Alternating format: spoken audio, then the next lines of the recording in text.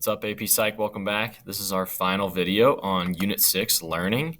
We've gone over classical conditioning, operant conditioning, all the parts and pieces of those, and now we're going to touch on observational learning, also known as vicarious learning, which might be something for you to write down. So let's grab your notes and jump right in. So learning by observation. Through some studies, especially of primates, we've learned higher animals, especially humans, learn through observing, watching, viewing, and imitating others. Okay, so observational learning sounds pretty simple, right? But we need to be able to explain it and describe it in a different way than saying we learn by watching others, right? Because that's not a detailed enough response for an AP FRQ, for example, or an AP level understanding. But what we need to know is that we don't just imitate others by observing their behavior and doing it. We learn from them by watching them either be rewarded or punished for what they're doing, and then we make the decision to either imitate them or not. So in this observation here, the monkey on the right is imitating the monkey on the left and touching the pictures in a certain order. So you can see their screens are different, but they have the same pictures overall, just in a different organization.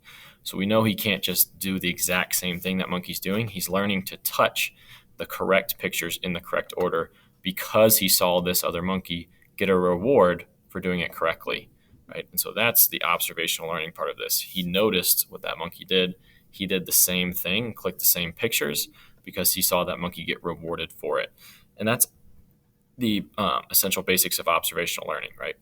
We observe and we make our choice to either imitate that or not based on the rewards or punishments that we see those people receive.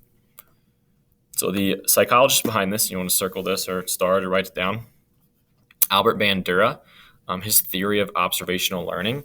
Like I mentioned earlier, it's also known as vicarious learning. You may see that term. They're synonymous. And he stated that this occurred in 4 stages: paying attention and perceiving the features of another's behavior. Okay, so we're noticing the features, we're watching someone else's behavior. We remember that behavior. We reproduce the behavior. And being motivated to learn and carry out the behavior. Okay, so there has to be some type of motivation there.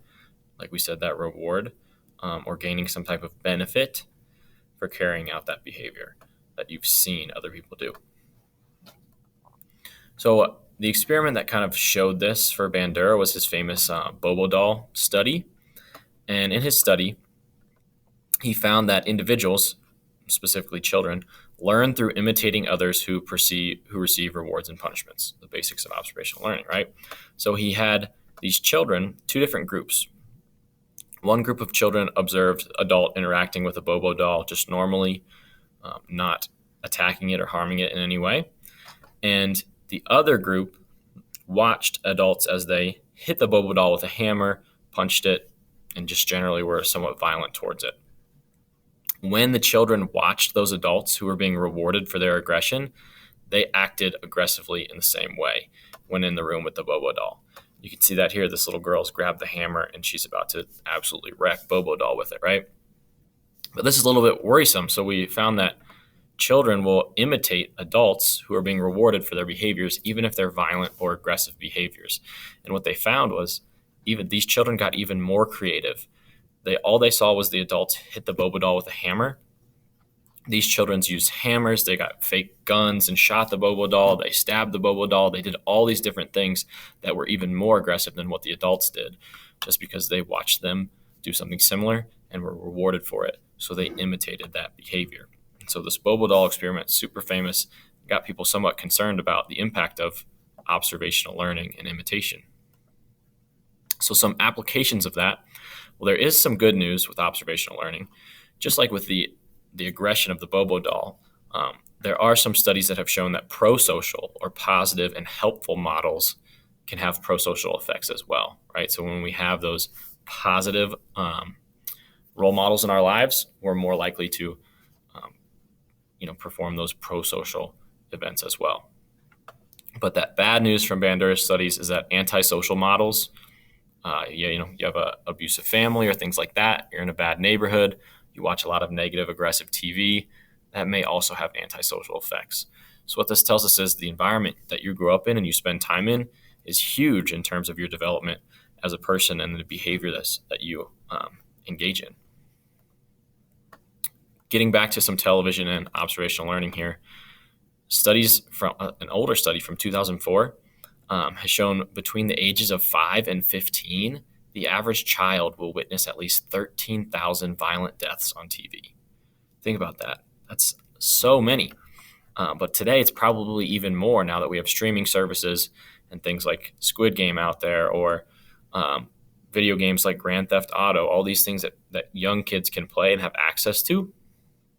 And it showed that elementary school going children who were exposed to violent television, video, and video games expressed increased aggression. So there is some type of correlation here between the amount of violence that you see and you watch and your aggressive behavior. So that's been a topic and a debate in observational learning for a long time, and what we should allow our children to be exposed to and what we shouldn't. So there are a few other implications of observational learning. We don't necessarily imitate everything we see. We are most likely to imitate those who qualify in a certain number of ways. So we imitate those who are similar to us, right? People we think we are like. We imitate those who are successful and admirable, right? At least in our eyes, right?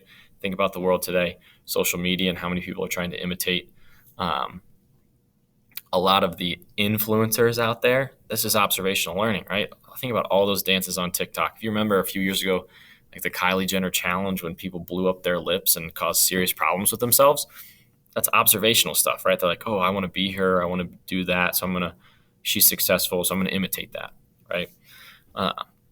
If behaviors are being reinforced rather than punished, right? So those dances on social media, on TikTok, they're getting tons of views. They're getting a ton of attention. I want to do that too. I'm going to do that behavior as well, rather than being punished. So if you think you're going to gain some kind of reward for it, you're even more likely to engage in that behavior.